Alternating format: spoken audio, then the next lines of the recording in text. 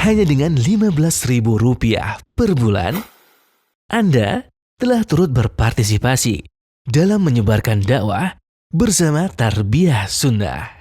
Barakallahu fikum. Assalamualaikum warahmatullahi wabarakatuh. Innal hamdalillah hamdan katsiran thayyiban barakan fihi kama yuhibbu rabbuna wa yardah. Asyhadu an la ilaha illallah wahdahu la syarika lah wa asyhadu anna Muhammadan abduhu wa rasuluhu la nabiyya ba'dah. Qala Allah Ta'ala fi kitabil karim a'udzu samii'il alim minasyaitonir rajim. Ya ayyuhalladzina amanu taqullaha haqqa tuqatih wa la tamutunna illa wa antum muslimun. Ya ayuhan nasu attaqu rabbakum alladhi khalaqakum min nafsin wahidah wa khalaqa minha zawjaha wa basa minhuma rijalan katsiran wa nisaa wa taqullaha alladhi tasaaluna bihi wal arham innallaha kana 'alaikum raqiba. Ya ayyuhalladzina amanu taqullaha wa qulu qawlan sadida yuslih lakum a'malakum wa yaghfir lakum dhunubakum wa may yuti'illaha wa rasulahu faqad faza fawzan 'azima amma ba'd. Fa inna khairal kalami kalamullah wa khairal huda huda Muhammad sallallahu alaihi wasallam wa syarrul umuri muhdatsatuha wa kullu muhdatsatin bid'ah wa kullu bid'atin dhalalah wa kullu dhalalatin finnar. Bapak-bapak dan ibu-ibu, ikhwan maupun akhwat, para pendengar dan pemirsa yang bergabung bersama atau melalui Tarbiyah Sunnah Channel, kembali kita bertemu untuk melanjutkan materi kita, pembahasan tentang tafsir Al-Baqarah yang akan kita kaji memasuki ayat yang ke-76 hingga 77, di mana Allah Subhanahu wa taala berfirman, wa idza laqul ladzina amanu qalu amanna wa idza khala ba'dhum ila ba'din qalu atuhadditsuna bima fataha Allah 'alaikum liyuhajjukum bi'inda rabbikum afala taqilun awala ya'lamuna anna Allah ya'lamu ma yusirruna wa ma yu'linun. Dan jika mereka di sini adalah kaum Yahudi, ya. Karena memang di surah Al-Baqarah ini banyak berkisah tentang Bani Israel. Dan kita mengetahui bahwasanya ketika kita membahas Bani Israel, maka itu identik dengan kaum Yahudi. Maka ketika mereka, yaitu kaum Yahudi, bertemu dengan orang-orang yang beriman dari kalangan para sahabat Rasul SAW, ya, Nabi kita Muhammad SAW, ya, mereka yang beriman kepada Allah dan Nabi Muhammad SAW, maka kaum Yahudi ini berkata kepada para sahabat, amanna, kami juga beriman, kaimanikum, seperti halnya kalian beriman. Akan tetapi ketika sebagian mereka kembali kepada sebagian yang lain, maksudnya yang tadi bertemu dengan para sahabat, lalu kemudian mereka pulang dan bertemu kembali dengan teman-teman, ya, mereka dari sesama kaum Yahudi, maka mereka berkata, yaitu maksudnya teman yang lain yang tidak bertemu dengan orang beriman, berkata kepada teman-teman mereka yang Yahudi yang telah bertemu dengan orang beriman tadi. Apa perkataan mereka? Atuhadditsunahum bima fatahallahu 'alaikum lihajjukum 'inda rabbikum. Mengapa kalian sampaikan ilmu yang telah Allah bukakan kepada kalian? Nanti akan kita bahas apa ilmu yang dimaksud. Yang akhirnya mereka itu maksudnya orang beriman, nanti di hari kiamat akan, ya, menyampaikan argumentasi yang dapat mengalahkan kalian di sisi Allah Rabb kalian di hari kiamat. Afala taqilun, maka mengapa kalian tidak menggunakan akal-akal kalian, ya? Ini artinya apa?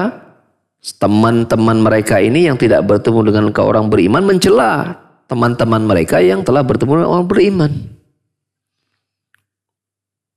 Lalu kemudian Allah Subhanahu wa taala menyatakan awala ya'lamuna annallaha ya'lamu ma yusirruna wa ma yu'linun. Tidakkah mereka mengetahui bahwasanya Allah tahu apa yang mereka sembunyikan apalagi yang mereka tampakkan begitu. Ya. Artinya mereka ini ingin mengelabui Allah Subhanahu wa taala. Dikira nanti di hari kiamat ketika mereka menyembunyikan ilmu yang telah Allah berikan kepada mereka, yang dengan itu mereka merasa akan bisa membela, bersembunyi dari Allah atas apa yang mereka lakukan, maka mereka mengira bahwa Allah tidak mengetahui apa yang mereka kerjakan. Mereka berbohong, mereka mencoba untuk membohongi Allah bahwa hari kiamat Allah nggak akan tahu tentang keadaan mereka. Apa yang mereka sembunyikan. Maka Allah menegaskan bahwasanya jangankan apa yang mereka tampakkan, yang mereka sembunyikan pun Allah tahu. Jadi Allah ingin menyatakan bahwa perbuatan mereka itu adalah perbuatan yang sia-sia. Menipu orang beriman, apalagi ya menuduh Allah Subhanahu wa taala tidak akan tahu nanti di hari kiamat akan apa yang mereka kerjakan. Ya. Maka ini adalah perbuatan yang akan merugikan mereka sendiri. Dari sini kita lihat ada beberapa faidah yang bisa kita petik pada kajian kita pada hari ini. Ya, ini ada sekitar 11 faidah. Ya, nah 11 faidahnya pendek-pendek ini. Itu menjadi tanda bahwasanya kajian kita akan cepat selesai hari ini. Yang pertama, di antara faedahnya tadi bahwasanya di dalam kalangan kaum Yahudi pun ada orang-orang munafiknya. Kan selama ini barangkali kita merasa orang munafik itu ada di dalam tubuh kaum muslimin saja. Ternyata dalam ayat ini Allah juga menceritakan bahwa ada di kalangan kaum Yahudi juga berperilaku ya munafik. Kalau bertemu dengan orang beriman justru memang ya kalau kita bicara tentang munafik itu memang kaum Yahudi lah yang menjadi tokoh sentral di zaman Nabi SAW. Bertemu dengan orang beriman, mereka menampakkan seolah-olah secara zahirnya mereka adalah orang-orang yang beriman. Tapi ketika mereka kembali lagi kepada apa? Kepada orang-orang Yahudi mereka, maka mereka menampakkan sebenarnya apa yang ada pada diri mereka, hakikatnya seperti apa.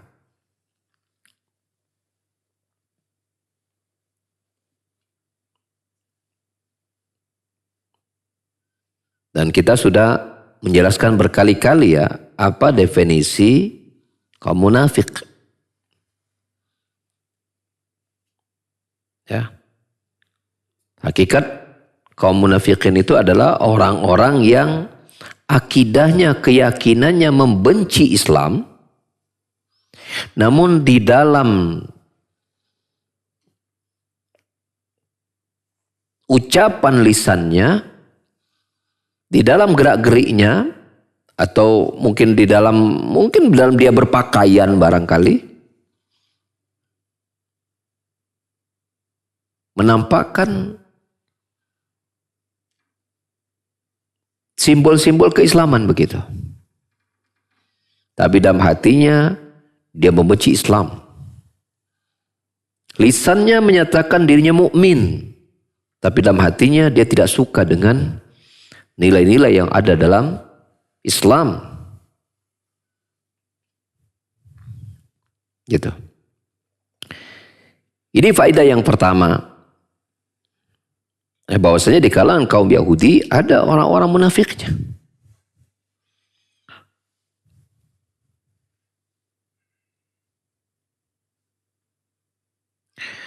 Faedah yang kedua, bahwasanya di antara kebiasaan kaum Yahudi yaitu mencoba untuk mencari udzur agar mereka selamat dari celaan.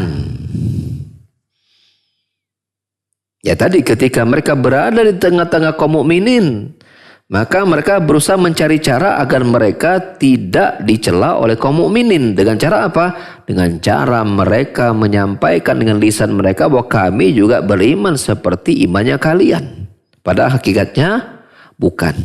Jadi kalau bahasa kita mah di antara kebiasaan mereka apa itu? Berkamuflase. Kalau bahasa kita mah ya bermuka dua ya. Bermuka dua. Tadi di barusan apa?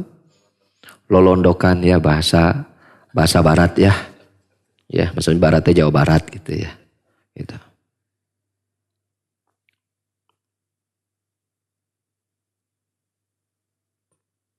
Nah, ini yang mereka lakukan. Jadi kalau sekeliling mereka itu orang-orang mukminnya kuat-kuat imannya, maka mereka pun menyelip di situ, bersembunyi di situ, menyembunyikan keimanan mereka, dan agar aman dan selamat mereka mengatakan juga mereka orang yang beriman pula.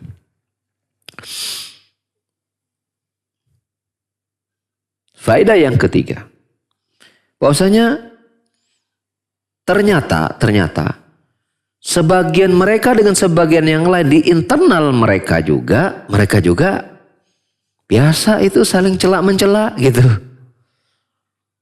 Jadi jangan kita bayangkan mereka itu adem ayem saja. Tidak terjadi percecokan perselisihan antar mereka. Tidak. Allah Subhanahu wa ta'ala menggambarkan bahwa sebagian mereka juga saling berselisih satu dengan yang lain. Contohnya ini, ketika ada teman mereka yang berperilaku tidak sesuai dengan apa yang mereka harapkan, maka mereka mencela temannya. Mengapa kamu menyampaikan kepada orang beriman bahwa kami juga beriman terhadap apa yang telah Allah bukakan kepada kalian? Nanti kalau mereka mengetahui apa ilmu yang kita miliki ya kepada mereka, nanti mereka akan bisa menjatuhkan kita di hari kiamat di sirop kita.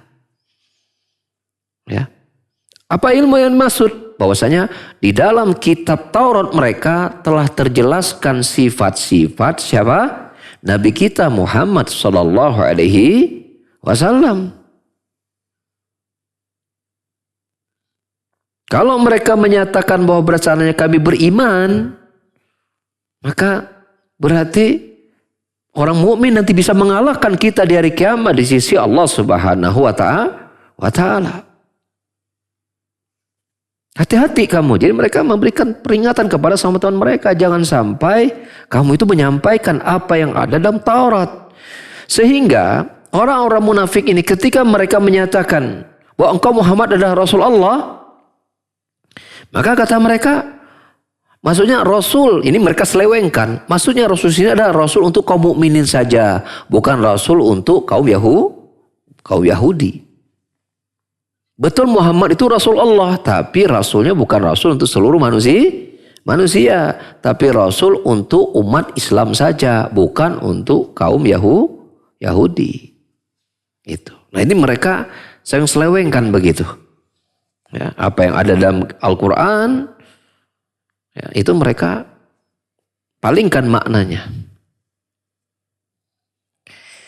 Ya, mereka palingkan maknanya.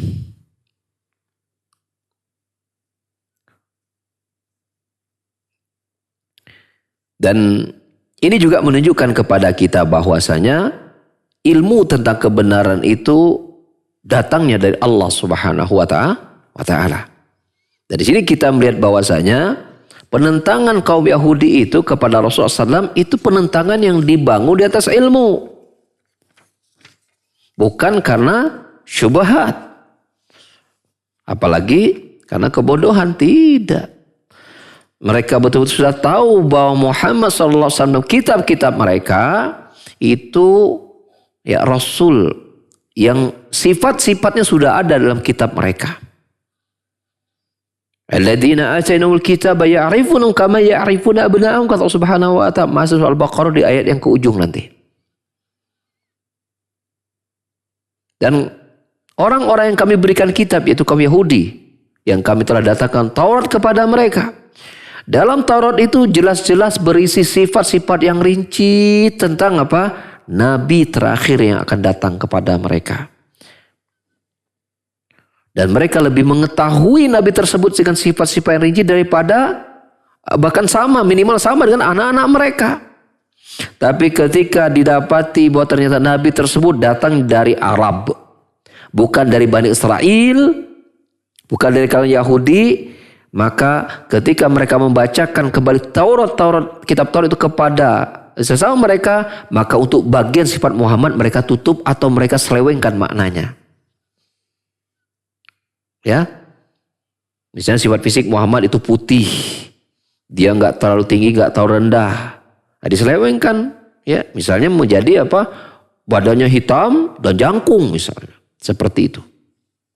Diselewengkan, dan mereka tidak takut-takut untuk melakukan itu. Ya.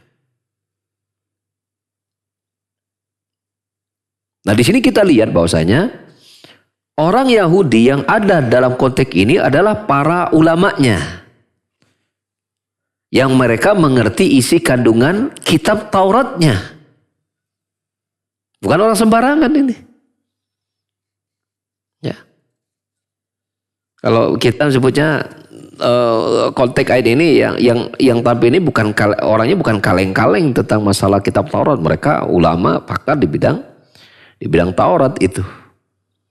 Si Yahudi dalam konteks ayat ini. Maka ketika ada sebagian mereka ya bergaul sama orang beriman lalu mengatakan kami juga beriman, itu mereka cela.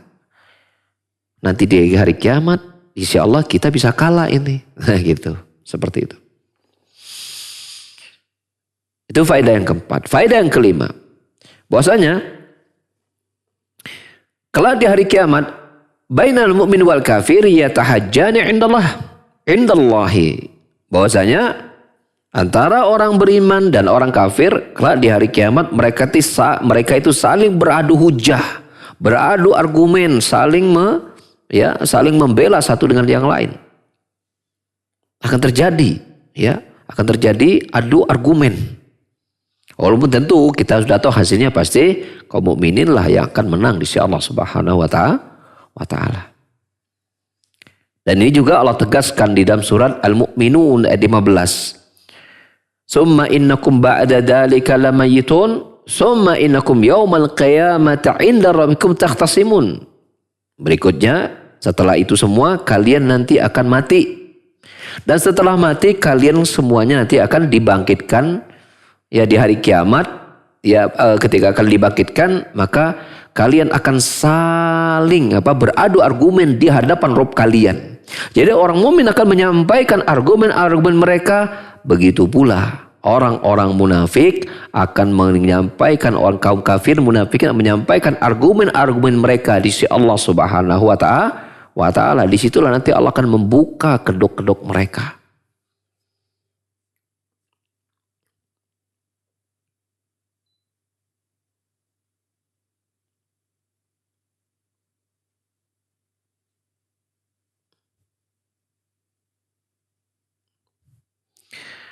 Faedah yang keenam yaitu bahwasanya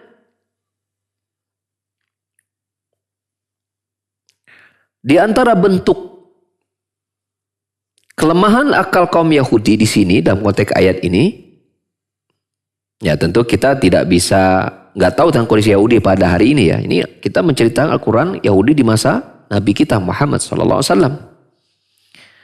Ya.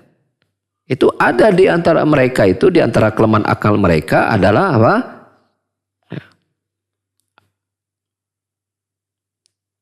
Allah Subhanahu wa taala sebutkan celaan sebagian mereka pada sebagian yang afala taqilun. Ya. Mengapa kamu itu menyampaikan kepada orang beriman bahwa tentang ilmu yang ada pada kita, perbuatan kamu itu perbuatan yang kamu tidak menggunakan akalmu. Gitu. Jadi para ulama mereka ini mencela sebagian mereka itu ya akan kenapa tidak menggunakan ya akalnya gitu. Berarti di situ mengandung faedah betapa Allah Subhanahu wa taala memuji keberadaan akal dan hikmah. Ya. Buktinya Allah Subhanahu wa taala mengabadikan celaan kekurangan akal sebagian mereka kepada sebagian yang lain tadi. Maka oleh karena itu, kata Syekh Utsaimin, ya, yambaghi lil insan ayyakuna akhilan. Oleh karena itu, hendaklah seseorang itu dia harus menjadi orang yang apa? Yang berakal. Maksudnya apa? Maksudnya begini.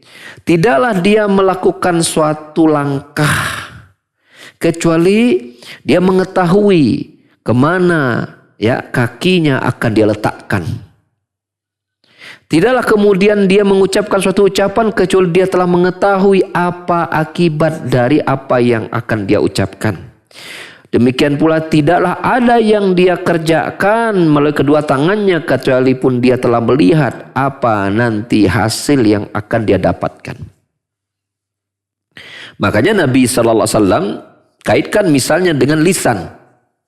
Dalam hadis yang diriwayatkan oleh Imam Bukhari dan juga Imam Muslim, ya, dalam Kitabul Iman oleh Imam Muslim dan Kitabul Adab Imam Bukhari, Allah bersabda, "Man kan yu'minu billahi wal yawmil akhir falyakul khairan aw liyasmut."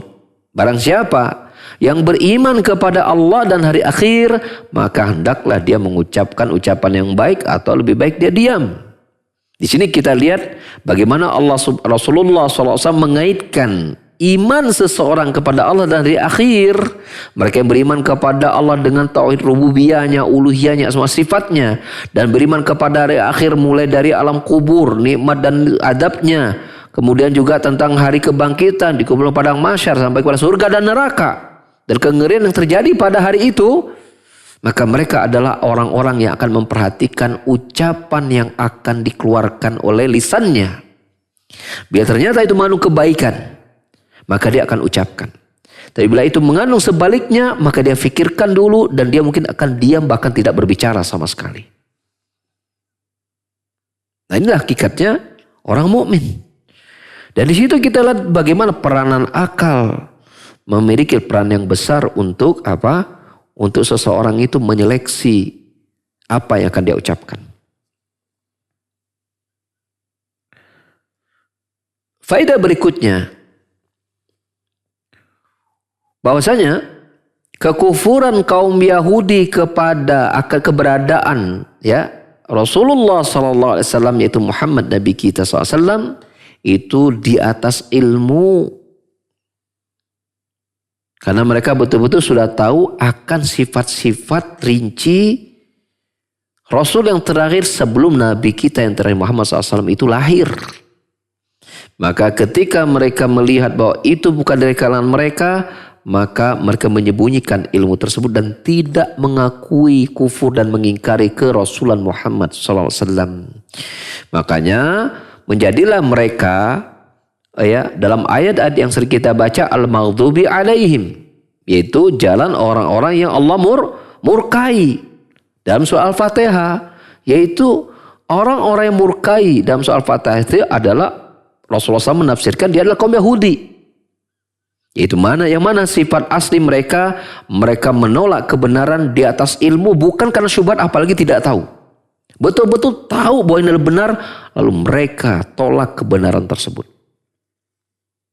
Makanya kita itu kan dalam surah Al-Fatihah kan berlindung kepada Allah, jangan sampai kita diserupakan kepada kaum Yahudi yang Allah murkai karena mereka memiliki ilmu tapi tidak mengamalkan, atau kita berlindung kepada Allah agar dilindungi dari kaum yang Allah sesatkan dari kaum Nasrani yang mereka beramal tapi tanpa ilmu. Faedah yang berikutnya yang ke-9. Tawbihul Yahud ala tahrif. Celaan bagi kaum Yahudi yang telah mengubah isi atau menyimpangkan kebenaran atau menyimpangkan atau menyelewengkan isi Taurat yang sesungguhnya. Ya. Makanya Allah Subhanahu wa taala menegaskan awala ya'lamuna annallaha ya'lamu ma yusirru wa ma yu'linun. Tidakkah mereka mengetahui Allah mengetahui apa yang mereka sembunyikan? Ya. Di dalam hati mereka terhadap kebenaran, apapun yang mereka tampakkan. Ya, ketika mereka mengubah, ya mereka tampakkan ketika mereka mengubah isi Taurat yang sebenarnya.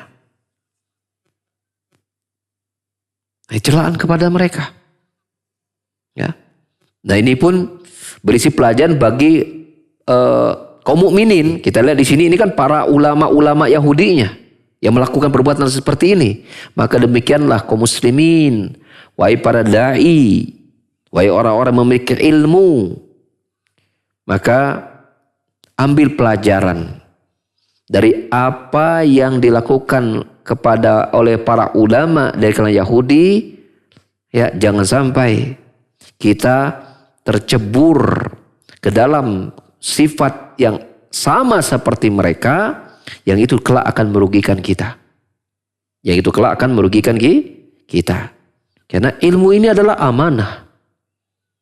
Ya, dakwah ini adalah amanah. Maka perlu ya diperhatikan, jangan sampai ketika kita mengetahui suatu perkara yang jelas-jelas dalam perkara tersebut ini perkara yang dilarang misalnya, lalu kemudian kita mengatakan sebaliknya ini nggak apa-apa. Ya, maka ini termasuk perkara yang harus diwaspadai oleh seorang mukmin, seorang dai, seorang mubaligh dan seterusnya. Faedah berikutnya adalah isbatu umumi ilmillahi azza wajal.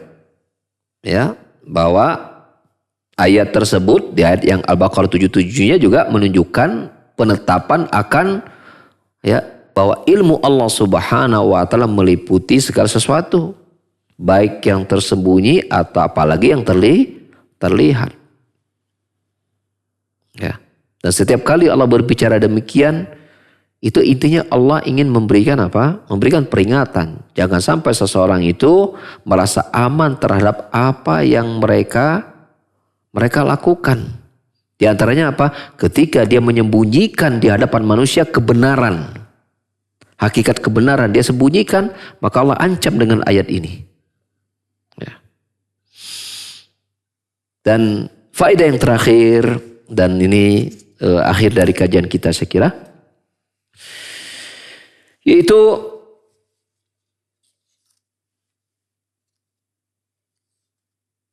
ya sudah tersampaikan kita ya bahwasanya faedah terakhir berisi ancaman bagi mereka yang apa? Yang menyelisih perintah Allah Azza wa Jal, ya, yaitu ketika mereka menyimpangkan apa ya kebenaran yang telah mereka ketahui, mereka sembunyikan dan mereka sampaikan kepada manusia berbeda dari apa yang mereka ketahui dari kebenaran yang datang kepada mereka. Ya dan billah, dan semoga Allah Subhanahu wa taala jadikan kita istiqomah di atas agamanya, menyampaikan apa yang Allah inginkan buat kita, ya, dan tidaklah kita berbicara kecuali yang benar saja dan yang baik saja, dan pada perkara yang tidak kita ketahui atau perkara yang kita lihat nanti akan melahirkan mudarat yang besar, hendaklah kita memilih sikap diam dan berlaku pepatah kita, yaitu dengan menyatakan diam itu emas pada konteks yang seperti ini.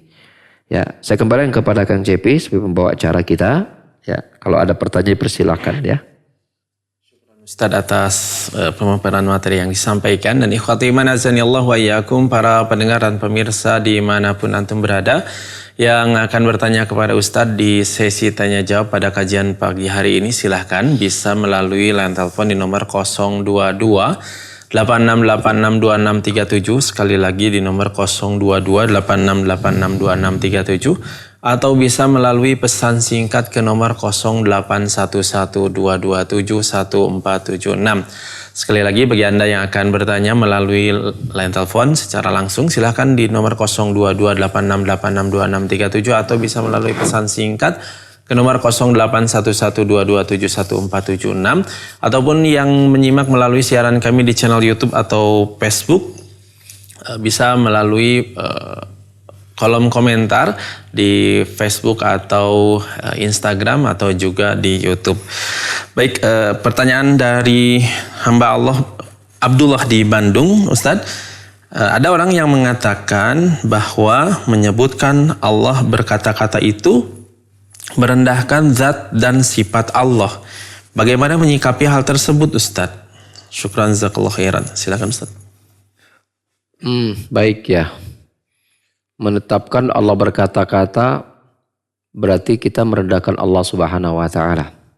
Bagaimana kita mensikapinya? Ya, baik. Yang pertama yang harus kita pahami ya, terlalu banyak ya ayat maupun hadis yang menjelaskan sifat Allah itu bahwa Allah berkata-kata, Allah berbicara. Ya, itu udah sangat banyak. Ya. Maka tuntutan iman kita yaitu menetapkan apa yang datang dari ayat maupun riwayat. Ya. Itu yang pertama, ya. Itu yang pertama. Nah. Seperti misalnya kalau kita lihat bagaimana Allah Subhanahu wa taala berbicara kepada Nabi Musa. Itu jelas ayat berbunyi Allah berkata, "Anallah, aku adalah Allah Subhanahu wa taala." Ya. Wa kallamahu Musa, ya, dan Allah Subhanahu wa taala berbicara kepadamu Musa. Wa kallamallahu Musa taklima. Allah Subhanahu wa taala berbicara kepada Musa secara nyata. Ya. Itu tegas ayat itu menggunakan lafaz anallah, aku adalah Allah Subhanahu wa taala. Ini yang pertama. Ya. Yang kedua, bahwasanya ada sebuah kaidah yang dibuat oleh para ulama bahwasanya al-kalamu fi dzat far'un min kalamil kalam fi sifat. Pembicaraan tentang zatnya Allah Subhanahu wa taala ya merupakan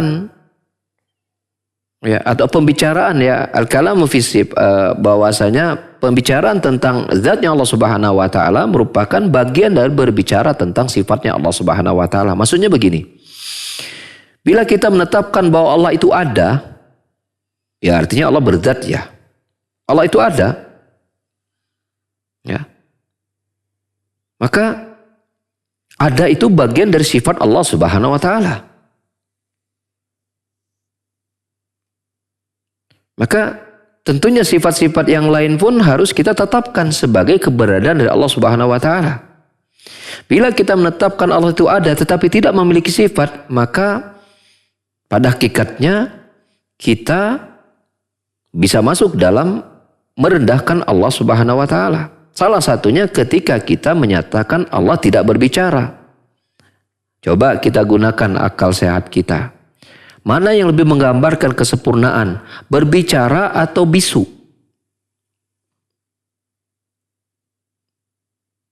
Kalau kita tidak menetapkan bahwa Allah berbicara, berarti kita mengatakan Allah bisu, tidak berbicara. Maka menetapkan sifat itu lebih menggambarkan kesempurnaan daripada kita ketika kita tidak menetapkan sifat.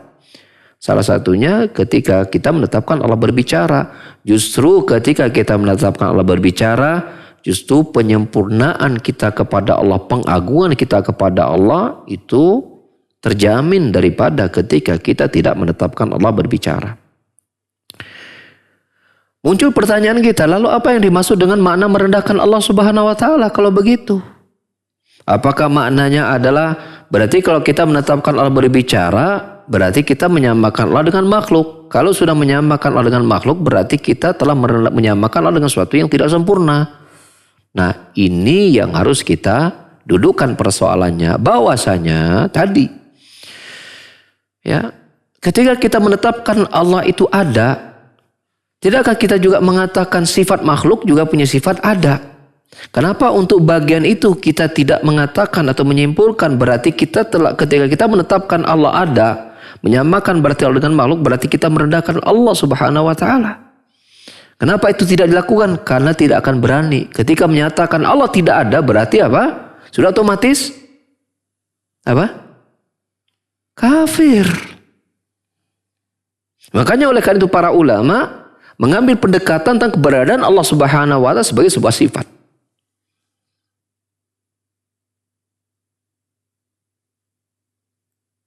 Lalu apakah ketika kita menetapkan Allah punya sifat di antaranya berbicara, berarti kita telah otomatis menyamakan Allah dengan makhluk tadi? Tentu jawabannya tidak. Tidak. Dari mana kita menyatakan tidak? Dari firman Allah Subhanahu wa taala sendiri. Mari kita perhatikan surat Asy-Syura ayat 11. Surat Asy-Syura ayat 11. Allah Ta'ala berfirman, "Laisa kamitslihi syai'un wa huwas sami'ul basir. Tidak ada satupun yang serupa dengan Allah dan Dia Maha mendengar lagi Maha melihat. Bagaimana cara kita menggabungkan dua poin tersebut? Pertama, Allah tidak serupa dengan sesuatu pun dari makhluknya, dan sisi yang lain bahwa Allah Maha mendengar dan Maha melihat. Apakah kita berani mengatakan Allah tidak mendengar, Allah tidak melihat? Maka tidak mungkin kita berkata seperti itu. Maka kita akan mengatakan Allah itu mendengar, Allah itu melihat, tapi digabungkan pada pernyataan ayat sebelumnya. Tapi pendengaran dan penglihatannya tidak sama dengan makhluknya. Mengapa kaidah itu tidak kita terapkan pada sifat-sifat Allah yang lain? Di antaranya adalah sifat berbicara bagi Allah. Kenapa kita tidak katakan bahwa Allah berbicara, tapi pembicaraan Allah tidak sama dengan sesuatu dari makhluknya? Maka ketika kita mulai berpikir bahwa Allah berbicara seperti makhluknya, bukankah berarti kita telah terjebak menyerupakan Allah dengan makhluknya kalau begitu? Kenapa itu tidak kita katakan pada sifat Allah, Allah pada mendengar dan melihat? Bukankah makhluk juga mendengar? Bukankah makhluk juga melihat? Mengapa untuk mendengar dan melihat kita bedakan bahwa mendengar dan melihatnya Allah tidak sama dengan makhluk? Mengapa untuk berbicara kok kita samakan dengan makhluk? Nah, ini kan sebuah hal yang kontradiksi atau tidak konsisten dalam sebuah statement, kan begitu. Dan tentu masih banyak lagi alasan-alasan yang lain yang lebih membuat kita tenang ketika kita menetapkan Allah punya sifat daripada kita menolak bahwa Allah tidak memiliki sifat dan kita khawatirkan itu dapat menodai merusak akar keimanan kita. Ya. Dapat menodai dan merusak akar keimanan kita. Ya. Mungkin demikian yang bisa kita sampaikan. Maka barangkali ada yang lain? Atas jawabannya, kami mengundang kembali bagi antum yang akan bertanya melalui line telepon. Silakan bisa melalui line telepon di nomor 02286862637 atau bisa melalui pesan singkat ke nomor 081122714776. Pertanyaan selanjutnya Ustadz dari Abu Hilmi di Bandung. Ustadz, apakah boleh berpolitik dengan politik siasat? Dan apakah itu tidak termasuk ke dalam kemunafikan, Ustadz? Silakan. Iya, ini pertanyaan yang butuh penjelasan yang sangat panjang ya. Karena kalau kita sudah berbicara kepada aspek siasa gitu kan, berarti banyak syarat yang harus kita kaji. Apa syarat-syarat diperbolehkannya atau tidak? Gitu kan. Belum lagi kita berbicara tentang sifat-sifat individunya. Belum lagi kita berbicara tentang situasi-situasinya, ya. Dan itu banyak sisi yang harus disiapkan gitu kan untuk kita mengkaji masalah ini. Ya, namun terlepas dari itu semua, tetap siapapun yang kemudian berada pada posisi ya pengambil kebijakan negara kita, maka tentu sikap kita sebagai rakyat yang baik tetap harus selalu mendoakan kebaikan buat mereka. Bila kemudian ada kekurangan ada pada mereka, maka semoga Allah Subhanahu wa taala luruskan kekeliruan mereka tersebut, membukakan hati, melapangkan dada mereka. Ya, sehingga mereka bisa memperbaiki kekeliruan mereka. Ya. Seperti itu. Dan banyak cara kita ya untuk memperbaiki keadaan di sebuah situasi wilayah gitu kan. Itu banyak cara. Ya, tentu setiap cara itu memiliki rinciannya masing-masing. Ya, Allah a'lam bishawab. Enggak. Baik. Pertanyaan selanjutnya dari hamba Allah di Cianjur. Assalamualaikum Pak Ustadz. Kalau Jumatan di masjid dan masjidnya penuh, sebagian Jumatan di empernya, tapi pintu ke empernya itu tertutup, Ustadz, apakah sah dan terbawa sholat berjamaah? Silakan, Ustadz. Iya, baik. Ya, saya nggak tahu ya apakah ketika masjid penuh kemudian ada tempat misalnya di terasnya ya, terasnya ya, itu disyaratkan sahnya tuh kalau pintunya terbuka gitu. Saya nggak tahu itu. Itu saya nggak tahu. Jadi setahu saya memang ketika tempatnya memang penuh, ya hatta bahkan sholatnya di jalan gitu, kemudian tertutup oleh tembok gitu, itu tetap sah. Karena memang situasinya tidak memungkinkan gitu kan, seperti itu. Jadi kalau disyaratkan pintunya terbuka dengan alasan bahwa agar bisa masuk bagian dari sop gitu kan, seperti itu, sebenarnya sudah berada di luar saja kan, sudah ibaratnya sudah berada tidak bagian dari dalam sop kan, seperti itu. So kalau kita lihat realitanya, maka saya nggak tahu ya, tetap sah sholatnya ya. Cuma justru saya malah bertanya dalil atau dalil khusus ya mensyaratkan bahwa ketika seperti itu pintu harus terbuka gitu. Kalau alasannya misalnya agar suara lebih terdengar, ya itu kan alasan teknis saja, dan sebenarnya bisa tergantikan dengan sound system yang baik, yang bahkan disimpan di belakang begitu kan, dekat ke telinga mereka apalagi gitu kan. Saya kira itu bisa ada jawaban, ada solusi yang lain secara teknis kan, seperti itu. Jadi Allah a'lam bishawab, saya kira nggak masalah ya, nggak masalah. Mungkin kalau terbuka mungkin faktornya mungkin udara bisa masuk untuk jamaah dalam masjid. Nah, itu saya kira pertimbangan kemaslahatan sifatnya duniawi ya enggak masalah.